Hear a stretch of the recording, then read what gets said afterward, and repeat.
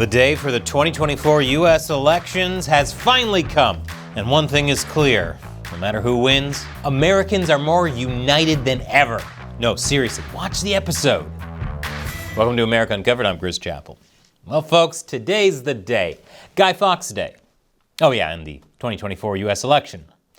After talking about it for what feels like forever, Americans are finally at the polls to decide who their local and national leaders will be, including the next U.S. president. About time.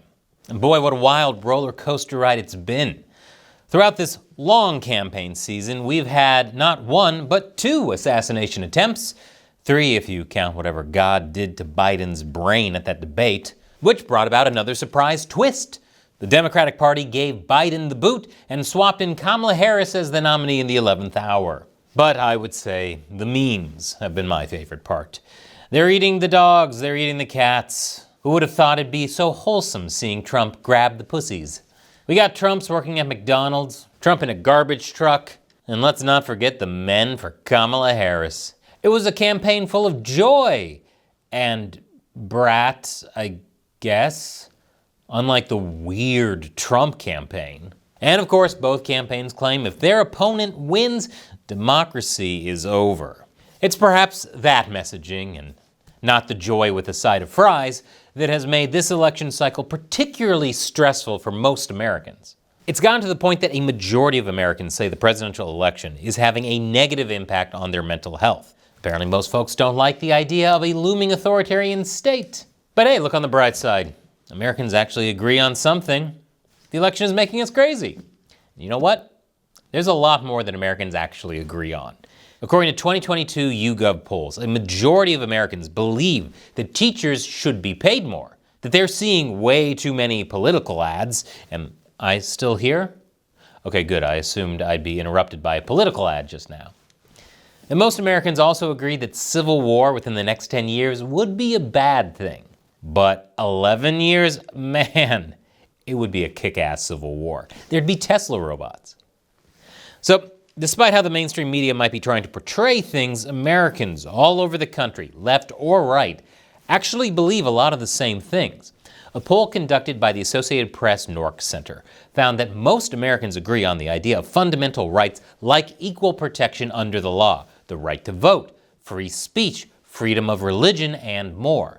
Americans also agree on the foundations of democracy and how the U.S. isn't doing as much to live up to those ideals. And speaking of disappointment, most Americans agree that the mainstream media isn't trustworthy, that the U.S. government is doing a bad job handling the migrant crisis, and they're also worried about the economy during this 2024 presidential election.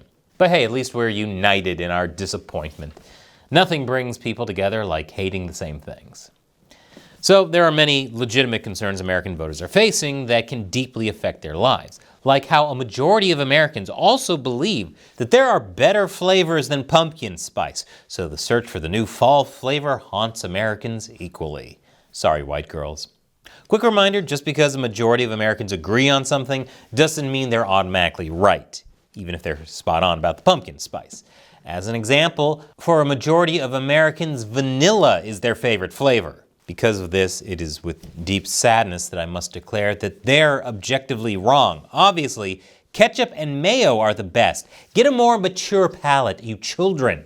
While unity might have some flavorful downsides, the point of bringing up majority opinions is to show that people can and do agree on things, even when it seems impossible.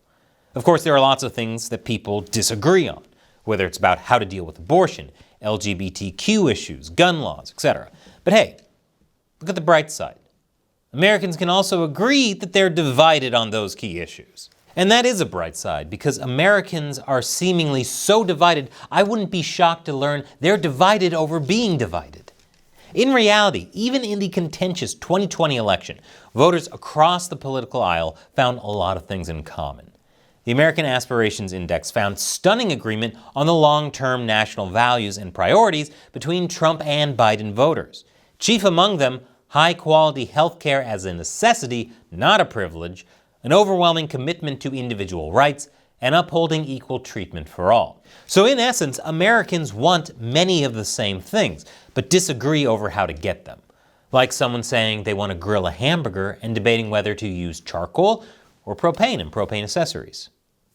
Given how divided things seem right now, you could be forgiven for thinking this election there couldn't be any agreement. But you'd be wrong. Though it may also come as a surprise, even Trump and Harris share some things in common. And I'm not just talking about how they always look like they don't know what to do with their hands when they speak.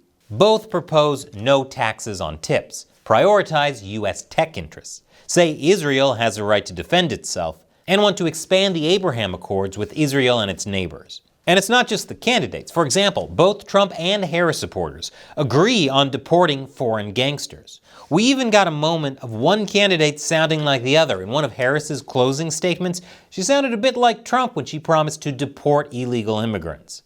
And when I am president, we will quickly remove those who arrive here unlawfully, prosecute the cartels, and give Border Patrol the support they so desperately need. That's wild. That would be like seeing Trump say he grew up in a middle-class family, then cackling for 3 minutes straight.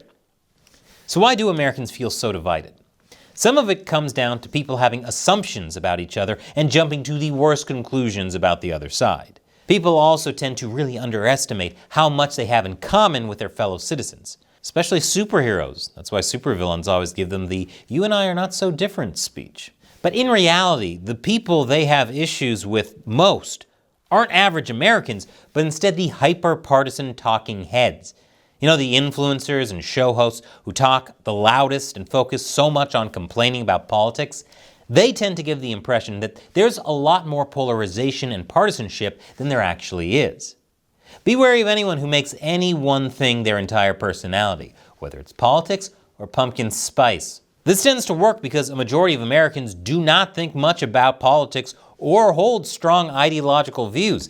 In fact, many are often inconsistent and don't even know why they believe what they believe. It seems the average American only becomes a political expert when elections or viral controversies get stirred up. Kind of like how everyone suddenly became an expert on Middle Eastern politics last October 7th by sheer coincidence. This is partly why partisans keep zeroing in on the policies Americans disagree with the most. The other reason? How else are they going to get their clicks and engagement? Outrage bait just works. And those interested in politics actually increase polarization. A 2023 study published in Public Opinion Quarterly found that people who describe themselves as heavily invested in politics admitted that they would dial up polarization to impress others. Look, if you want to impress others, that's not the way to do it. Learn some magic tricks, come on. But this is getting everybody to focus on things they disagree with, increasing partisanship and making the whole situation worse. It's created an environment so toxic that over 60% of Americans reported they have avoided saying things that they believe because others might find them offensive. So this is why everyone says they prefer vanilla over ketchup and mayo. I knew something was up, if that weren't bad enough. People of all backgrounds are misrepresenting their true opinions out of fear of offending people. For example, 28% of Gen Zers and 27% of Democrats say they support the defund the police movement, but just 2 and 3% privately agree. Probably because they're afraid they'd need to call the police should some of the more radical folks in that movement do something crazy if they found out they disagree with them. We certainly shouldn't avoid talking about things we disagree on and ignore conflicting worldviews. Tackling these things head on is important in a democracy. But the way people are doing it these days is leading to dehumanization. It's a type of polarization that's making people see the other side as nothing more than the enemy, which can lead to a lot of misconceptions and increased tensions. So what's the solution? Are we just too far gone at this point? Well, now would be a good time to exercise the valuable soft skill employers are seeking. Active listening. How about just actually listening to people on the other side and having a conversation with them, preferably in person and absolutely not on X? Surprisingly, conversation works.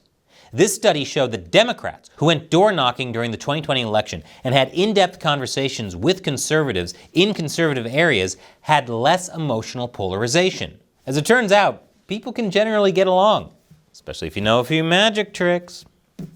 Now granted, even though I said Americans do agree on things, political divides do exist. Perhaps you know people who hold political positions that you might find reprehensible. So what should people do in those situations?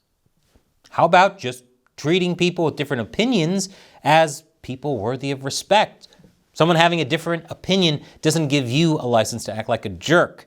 You may not change their minds, but at the very least, you can help people on the other side of the aisle set aside their prejudices. This Democrat did after seeing Trump supporters do simple things like mow her lawn and walk her dog. If you really want to convince people that your ideas are the best, then what better way to prove it than by showing how welcoming and helpful you are? Don't let the elections spoil everything. Oh, and speaking of elections, most Americans agree that it's important to vote. This is an opportunity not many people have in a world where authoritarian regimes reign and voters have no real say in change. For many American citizens who are voting for the first time, this is an exciting time for them to be part of the political process. And hey, if your preferred candidate loses, don't let that be the end of the world for you. Remember, your life will still move on. So as you watch the election counts tonight with your giant tub of vanilla ice cream, you simple palated heathen, remember that America will still be around, and if we remember to treat each other as actual human beings, then we can make America great regardless of who's in charge. And before you go, I've got a special election episode out on my new show, Deep Thoughts While Gaming, about the game Hearts of Iron 4 and the rise of nationalism. Check it out and let me know what you think. Once again, I'm Chris Chappell. Thank you for watching America Uncovered.